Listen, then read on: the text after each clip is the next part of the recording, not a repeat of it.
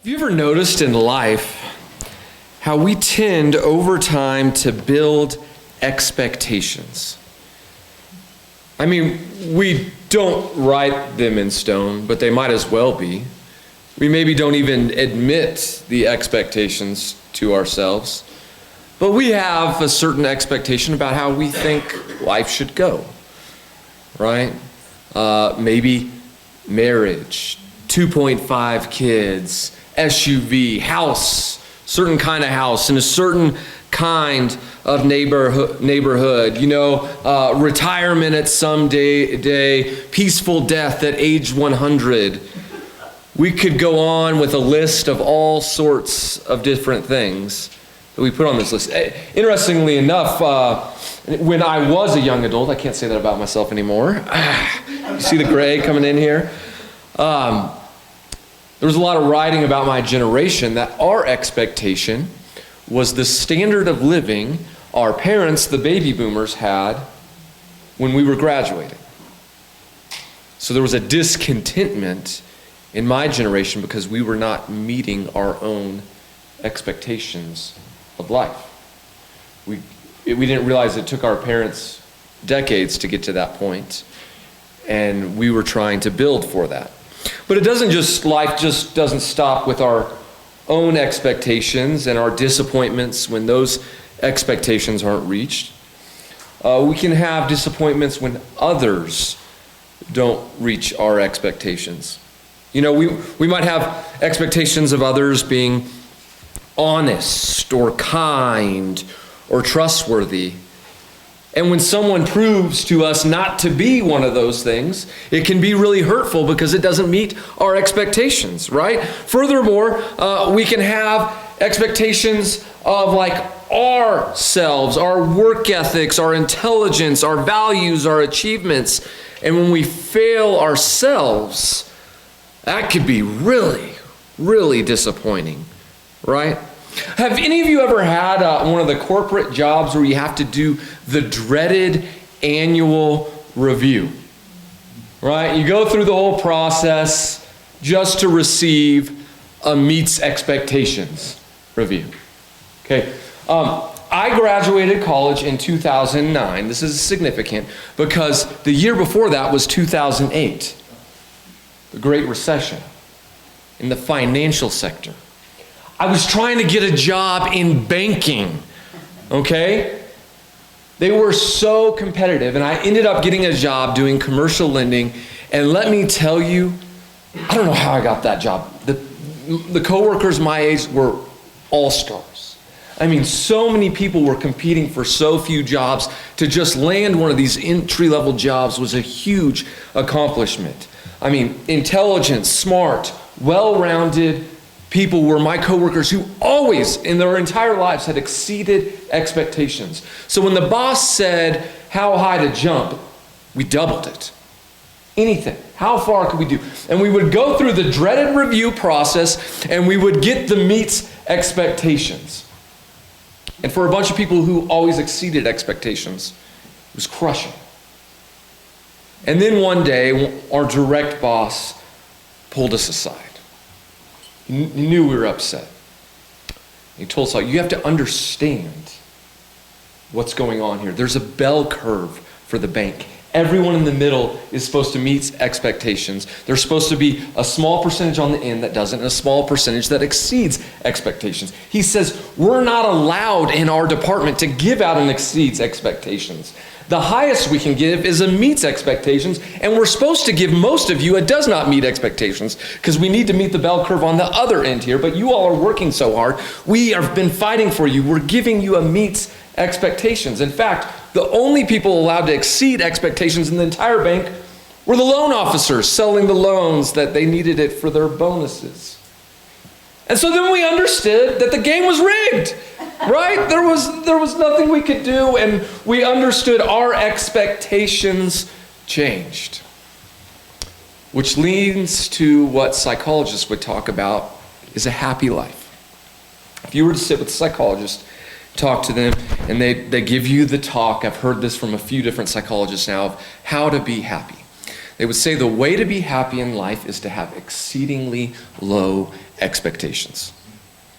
Whatever happens in life, if anything good happens, you're like, well, I didn't expect this. This is great, right? That's why I think like Rockies fans are so happy, because they expect their team to lose every game. They're like, this is going to go awful. We hit a home run. No way. This is amazing, right? They can teach us a lesson in life. So what does this have to do with anything? Well, I think our expectations are very important when it comes to Jesus. Everyone, if you were to sit and talk about it and make a list and discuss, everyone has their own expectations of Jesus. In fact, I want to share it with you in an object lesson today. We can make a box, a fancy box here of expectations. I got this from the post office. They don't meet my expectations ever, really. And this is the expectations we might have of Jesus. We could add some different things to this. Now, the group I want to talk about today are the Jewish leaders. They had two primary expectations of Jesus: that he would free them from Rome, and that he would be a mighty warrior leading them into battle. Okay? He would be their new king. They wrapped this up in this term called Messiah. So it's this king, but this king that is setting them free. And here's Jesus with them. Here's Jesus. The Sharpie did not meet my expectations. Jesus. And they're trying to get Jesus to fit in this box. Jesus doesn't fit in their box. Jesus sometimes doesn't fit in our boxes. What do we do in those moments? That's what I want to discover today. Pray with me as we get into it. God, we come before you expecting so much from life, and sometimes even more from you. But most often, I think we settle for less. So God, help us to understand a better picture of who Jesus is. Help us to grow as Jesus changes us. And most of all, let us allow Jesus to change our hearts, to see that Jesus is better than we could ever even imagine. Pour through me the gift of preaching, that Christ may be formed in hearts. It's in his name that I pray. Amen. So today we'll be in chapters 20 and 21 of Luke's Gospel, this ancient biography about Jesus. So at the end of chapter 19, we didn't discuss it as much last week, but Jesus rides in Jerusalem as king on a donkey, which is important because in Jewish terms, that's a symbol of peace. A king riding in on a donkey is a symbol of peace. If he had a war horse he was riding in on, it would be a different kind of symbol. He weeps and grieves over the reaction he will now get. So he is going day after day into the temple, the center of Judaism, to teach and to worship.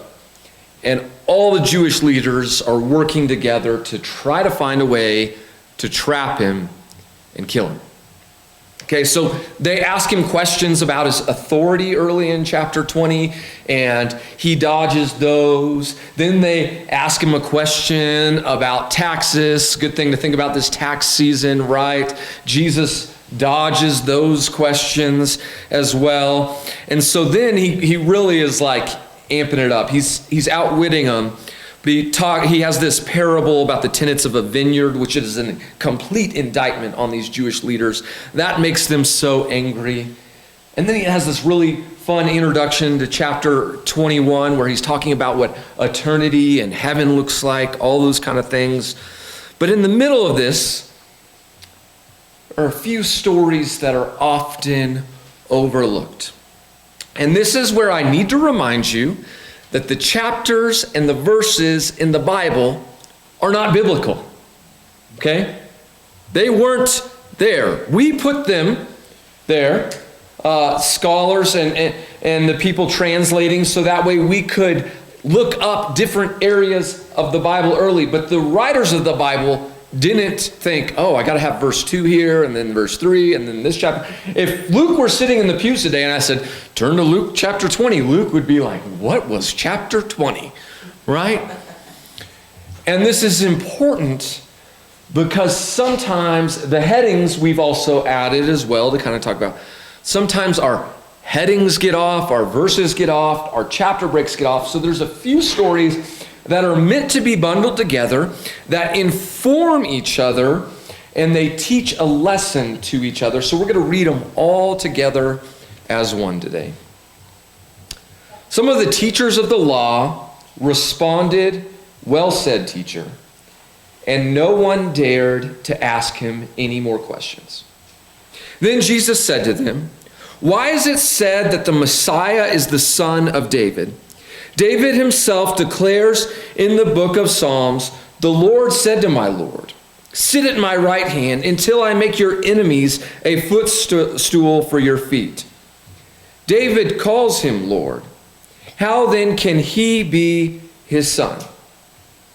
While all the people were listening, Jesus said to his disciples, "Beware of the teachers of the law. They want to walk around in flowing robes and love to be greeted with respect in the marketplace and have the most important seats in the synagogue and the places of honor at banquets.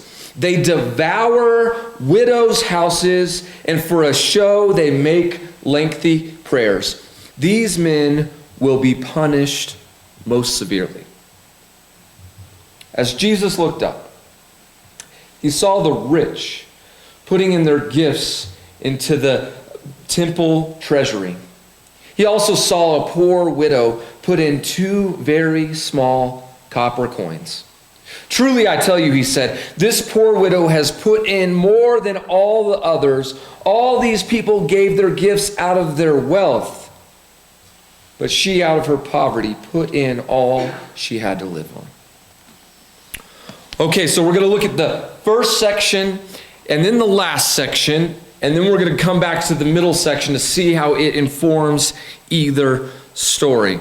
So the first section, there's this talk about the lineage of Jesus. Okay, there's a question Jesus knows many have in their mind, a question we still might wrestle with today, the theological question of the incarnation. How can God be both fully human and fully God at the same time? Those things don't seem to equate with each other. So how is this guy the son of God and the son of David? So Jesus brilliantly answers this question, knowing their hearts and what's going on, that even David in this divinic psalm, Psalms 110, is saying there was a Lord of David. In other words, I was before this, but then I became human in the form of a human. And he leaves them, the teachers of this law, to wrestle with this question. Now, let's jump over to the story often referred to, the story of the widow's mite.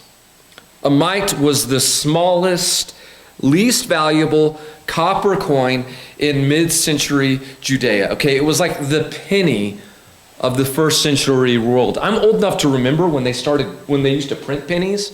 Do you remember those things? Has anyone gone through the McDonald's line recently and said, there's a sign that says we no longer accept pennies? Yeah, it's where we're at, people. So this is important to remember as Jesus observes the wealthy giving at the temple. Okay, this is going to be completely foreign to us, their way of giving, and for good reason. Jesus' teaching here has shaped how generations of Christians give. Okay, back then, to come in the temple and give was a spectacle, right? You would make a show of it. You'd bring a bunch of coins, and you know, I think of like if you see all the kids at the arcade and they got all these quarters and they're throwing them around, you know, or when the kids love to put money in the change cans and it's jingling and it's making all this noise.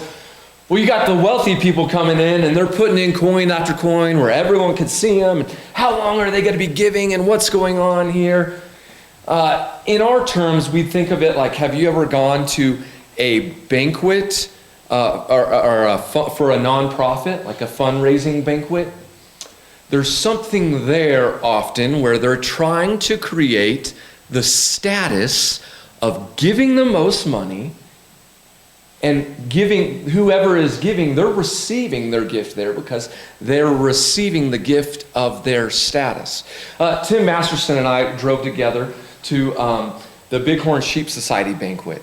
We went there, and there was a family that liked to get all the sheep tags. And they had a big room that they had built, and everyone over to dinner, and the daughter would go on the stage and talk about it. And at the end of the night, they auction off one of these tags, and depending on the year and who's bidding and who everyone gets to be like, this guy bought the tag, they give 2 to 5 times our annual church budget just to get this like sheep tag, just the right to get the sheep tag.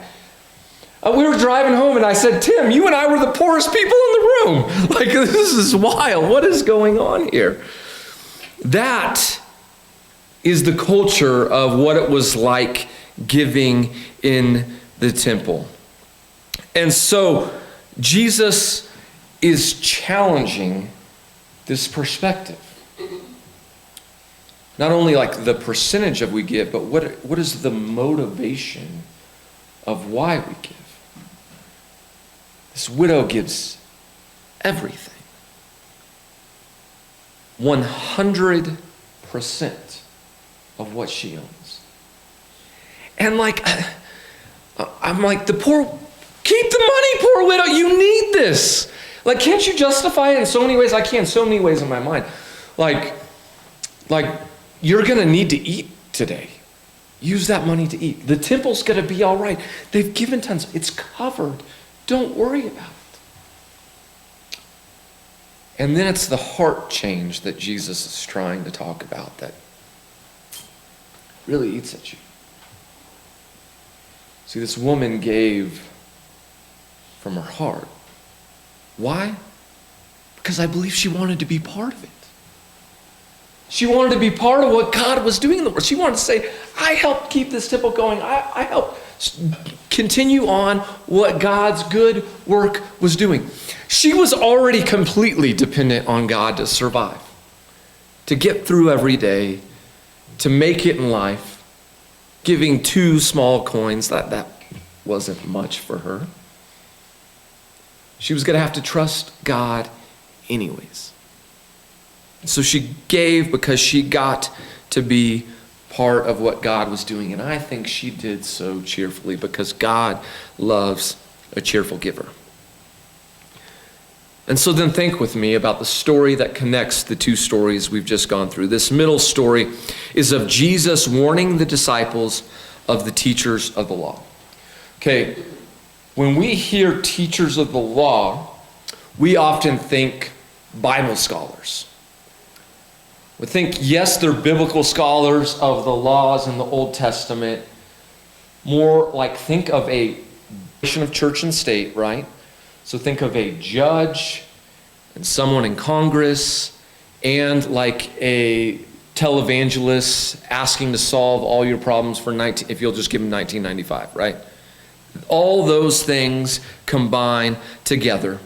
They had power, authority, and status, both spiritually and politically. And what they wanted most of all was status. So they had like the fancy clothes. You know, like at all those award ceremonies, the Oscars or whatever, they wear the fancy clothes and they take the pictures.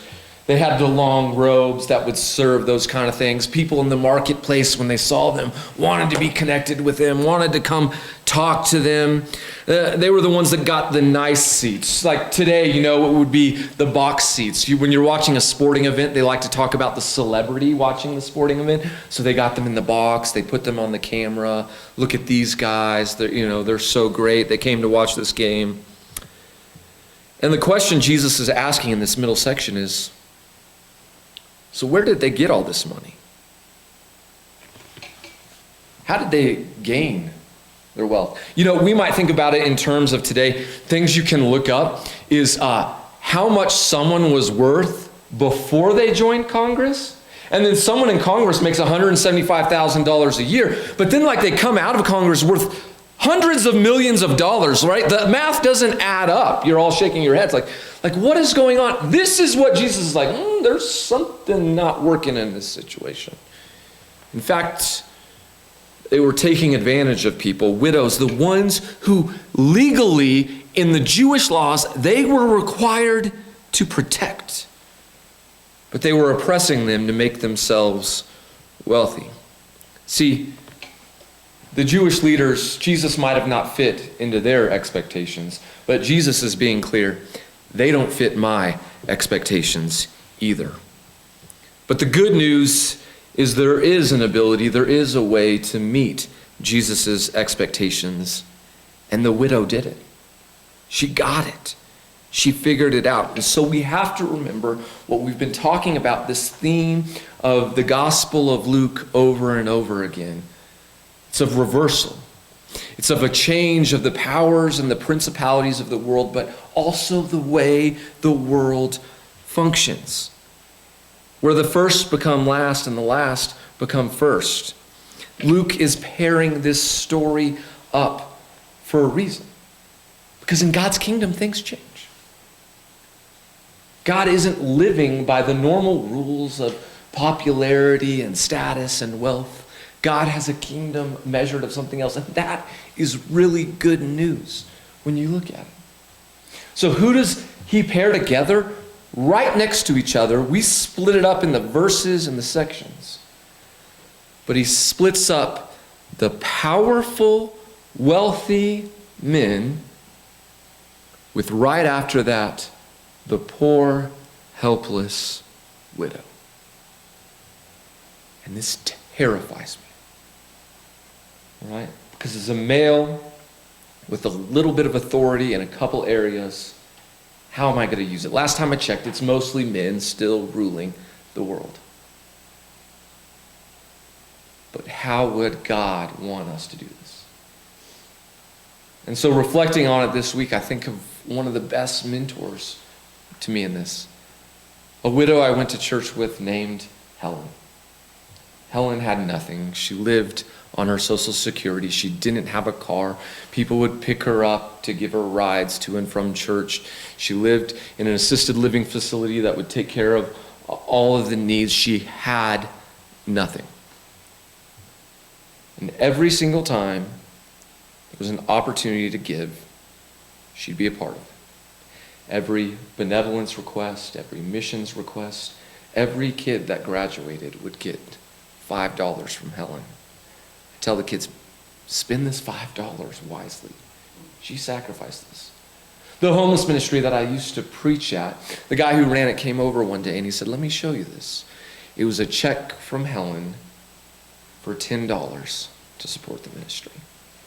He said, I have to think about what I do with every $10 in this ministry. Because Helen should have been the one picking the food up from there. Right? She shouldn't be the one donating to it.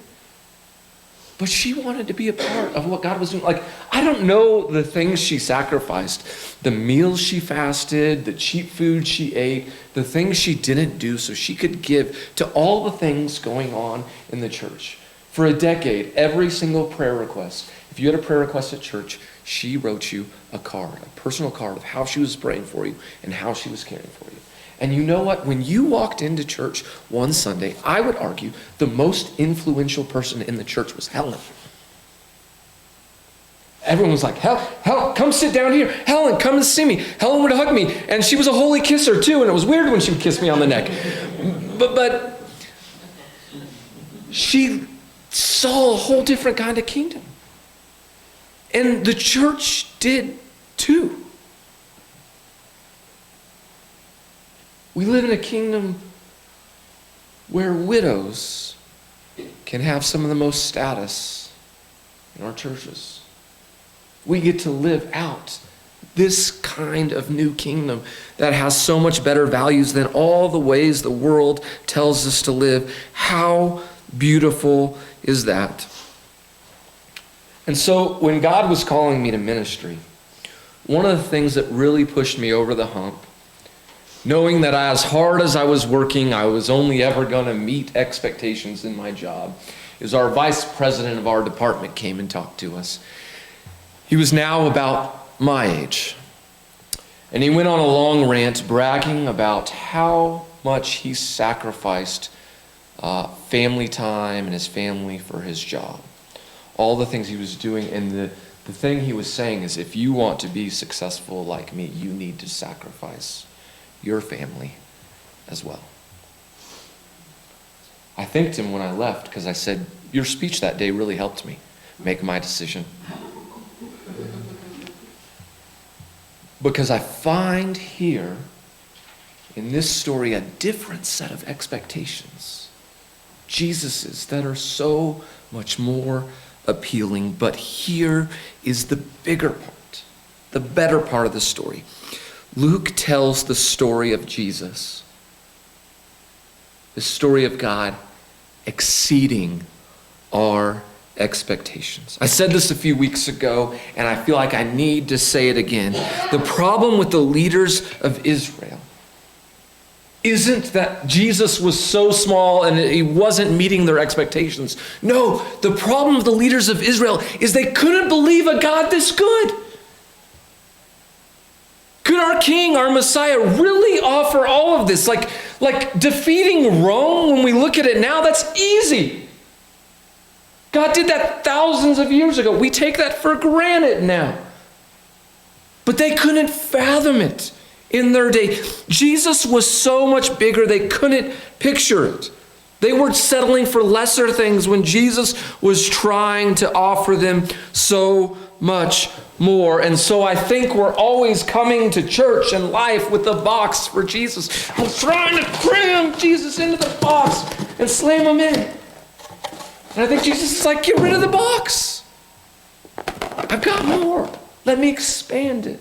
Let me grow this. Let me shape it. Let me change who you are. Did God really go to all these lengths for us? Did God do this all for us? And yet sometimes the challenge of these chapters where Jesus is picking a fight with the Jewish leaders is to say, Jesus isn't like he was last chapter.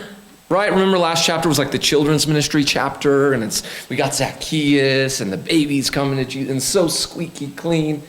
And here Jesus is picking a fight, and he's fighting battles, and that could be a hard perception of us for Jesus.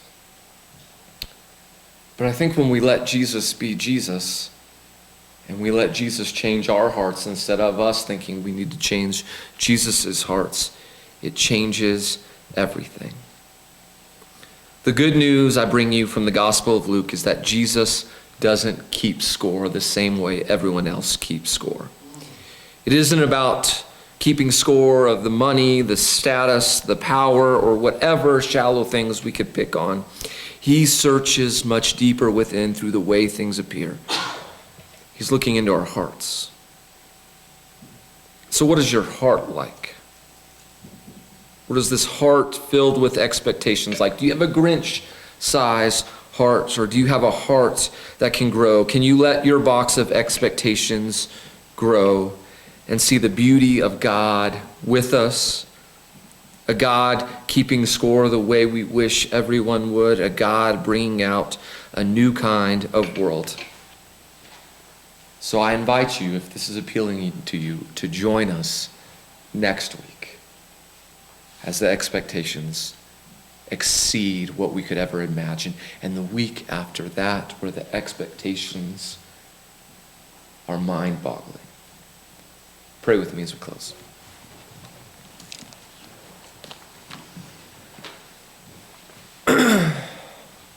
God, we can want so much out of life. What we think is the good life, what we think is being successful. And then at all of us, some point, receive a curveball. And those curveballs can be so beneficial because they can wake us up and show us that it's you. That you shape the good life for us, that you shape our expectations. And so help us to lean into that, God. Help us to go out of here trusting you, to be God, and for us to open up our hearts, to let you shape and grow who you are, a God who loves us more than we could ever imagine. So thank you for sending Jesus to show us this. It's in his name that I pray. Amen.